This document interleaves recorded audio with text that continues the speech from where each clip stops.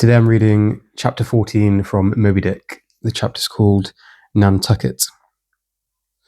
Nothing more happened on the passage worthy the mentioning, so after a fine run we safely arrived in Nantucket. Nantucket! Take out your map and look at it. See what real corner of the world it occupies. How it stands there, away offshore, more lonely than the Eddystone lighthouse. Look at it, a mere hillock, an elbow of sand, all beach without a background. There is more sand there than you would use in 20 years as a substitute for blotting paper. Some gamesome whites will tell you that they have to plant weeds there. They don't grow naturally. That they import Canada thistles. That they have to send beyond seas for a spile to stop a leak in an oil cask. That pieces of wood in Nantucket are carried about like bits of the true cross in Rome. That people there plant toadstools before their houses to get under the shade in summertime. That one blade of grass makes an oasis, 3 blades in a day's walk a prairie. That they wear quicksand shoes, something like Laplander snowshoes. That they are so shut up, belted about,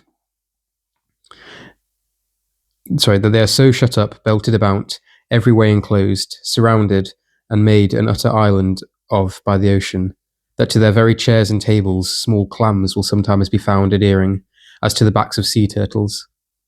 But these extravaganzas only show that Nantucket is no Illinois. Look now at the wondrous traditional story of how this island was settled by the red men. Thus goes the legend. In olden times an eagle swooped down upon the New England coast and carried off an infant Indian in his talons. With loud lament the parents saw their child borne out of sight over the wide waters. They resolved to follow in the same direction. Setting out in their canoe, after a perilous passage, they discovered the island, and there they found an empty ivory casket, the poor little Indian's skeleton. What wonder, then, that these Nantucketers, born on a beach, should take to the sea for a livelihood. They first caught crabs and quahogs in the sand. Grown bolder, they waded out with nets for mackerel. More experienced, they pushed off in boats and captured cod, and at last, launching a navy of great ships on the sea, explored this watery world. Put an incessant belt of circumnavigations round it, peeped in at Bering Straits, and in all seasons and all oceans declared everlasting war with the mightiest animated mass that has survived the flood, most monstrous and most mountainous.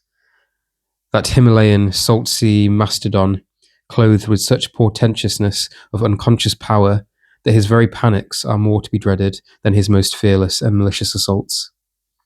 And thus have these naked Nantucketers, these sea hermits issuing from their anthill in the sea, overrun and conquered the watery world like so many Alexanders, parcelling out among them the Atlantic, Pacific, and Indian Oceans, as the 3 pirate powers did Poland. Let America add Mexico to Texas, and pile Cuba upon Canada. Let the English overswarm all India and hang out their blazing banner from the sun. 2/3 of this terraqueous globe are the Nantucketers. For the sea is his. He owns it, as emperors own empires. Other seamen have but a right of way through it. Merchant ships are but extension bridges, armed ones but floating forts. Even pirates and privateers, though following the sea as highwaymen the road, they but plunder other ships, other fragments of the land like themselves, without seeking to draw their living from the bottomless deep itself. The Nantucketer, he alone, resides and riots on the sea. He alone, in Bible language, goes down to it in ships, to and fro ploughing it as his own special plantation. There is his home. There lies his business, which a Noah's flood would not interrupt, though it overwhelmed all the millions in China. He lives on the sea, as prairie cocks in the prairie. He hides among the waves. He climbs them as chamois hunters climb the Alps. For years he knows not the land, so that when he comes to it at last, it smells like another world, more strangely than the moon would to an earthsman. With the landless gulls that at sunset folds her wings and is rocked to sleep between billows, so at nightfall the Nantucketer, out of sight of land, furls his sails and lays him to his rest, while under his very pillow rush herds of walruses and whales. just beautiful. It's just incredible.